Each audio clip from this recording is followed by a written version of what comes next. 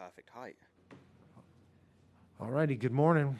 Welcome back to the 43rd Ryder Cup here at Whistling Straits. We are with Tyrrell, Hatton.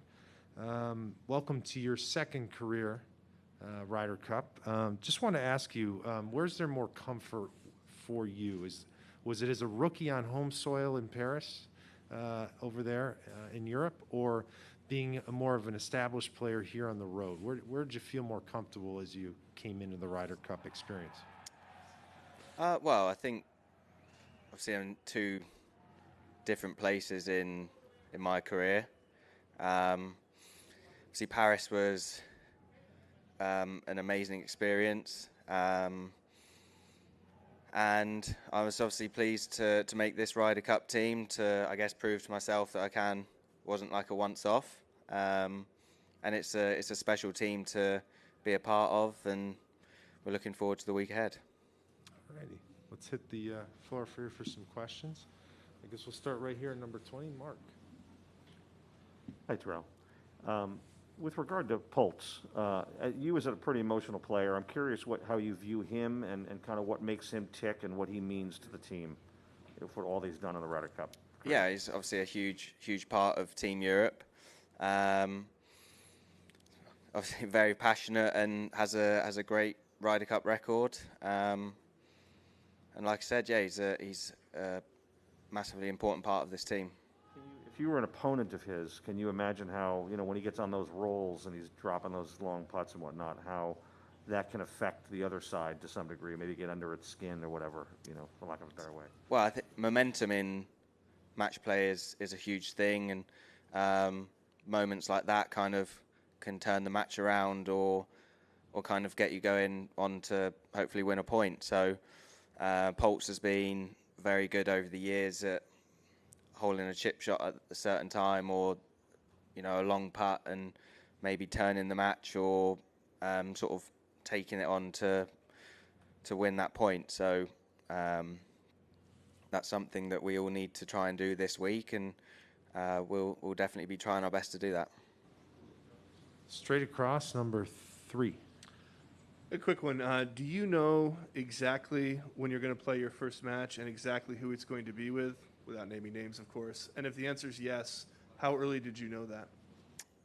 I think the guys have been told. Paddy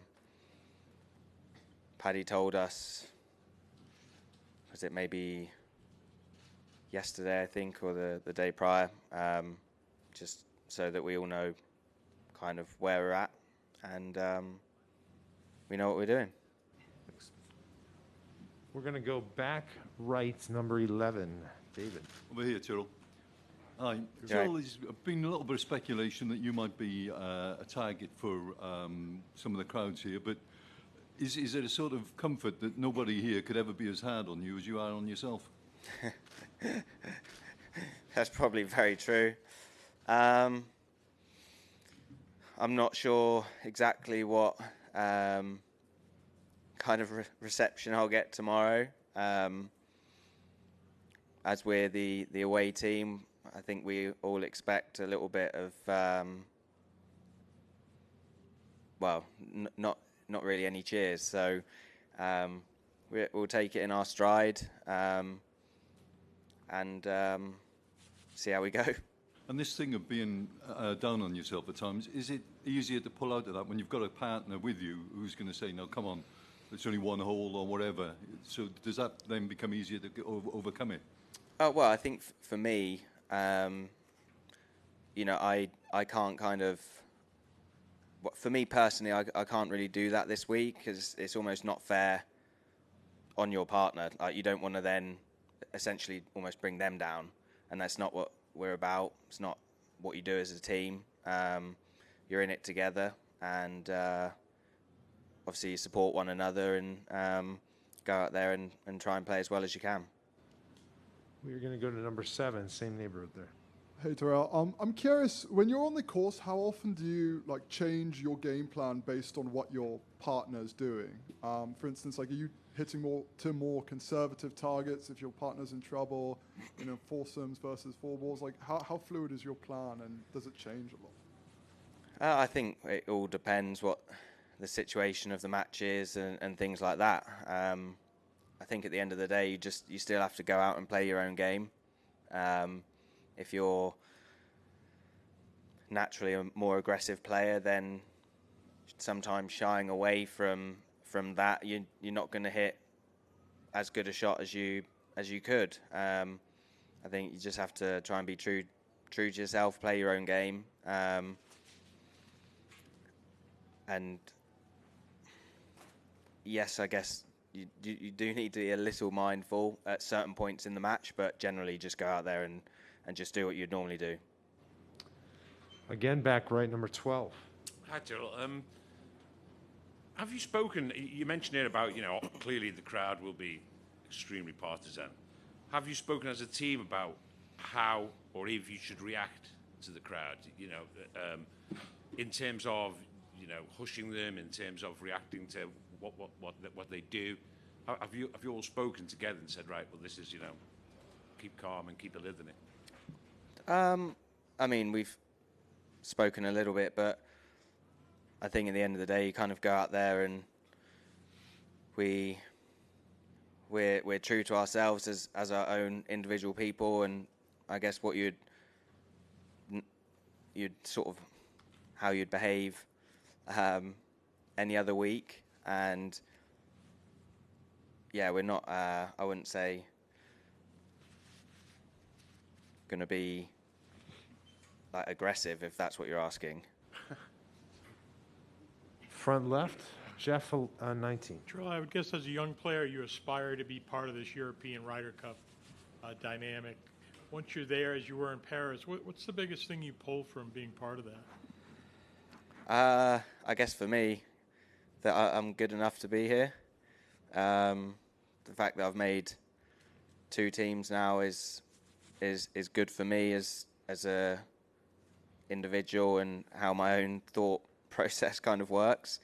And yeah, as obviously growing up watching the Ryder Cup and certain members on our team that you've sort of idolised, and now you're sharing a team room with them, and obviously it makes it very special.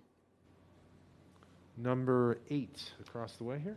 Tyrrell, you're coming in off back-to-back missed cuts, and I'm just curious, do you feel like form coming into the Ryder Cup carries over into the Ryder Cup at all, or is it so different with being match playing with a partner that it's kind of a new ball game? Well, I hope not. No, it's a different atmosphere out on the golf course. I'd like to think that generally when under pressure in big tournaments in the past that I've played good golf, and this week's obviously is no different to that. It's big pressure each day, and generally over my career, I think I've been able to play well in big moments. So I take confidence from that. Although my form hasn't been great coming into this week, with the added pressure that comes into it, hopefully that allows me to raise my game to where it needs to be to help this team. We're going to go back left, number 27, Martin. How would you rank the Ryder Cup with the 4 majors? Well, it's hard because golf is such an individual sport most of the time. It's hard to kind of compare them. I think the Ryder Cup is extremely special, and the bond that you create in the team room is incredible, really. And we're all pulling in the same direction. And to be on the team, obviously in Paris, to be on a winning Ryder Cup team, obviously made it even better. And I think it's like I said, it feels very different to any major. Okay, we have a special question coming from Scott. Morning, Tyrrell. Can you tell us about your trip to Asheville, North Carolina? Well, that's where me and Emily got married earlier this year, and I basically drank my body weight in beer. So it's a cool place. My waistline has not not looked good since. But obviously look forward to going back when we can. But now you're married. All right. Tyrrell, thank you for your time, and enjoy your week here in Wisconsin, sir. Thank you. Thank you.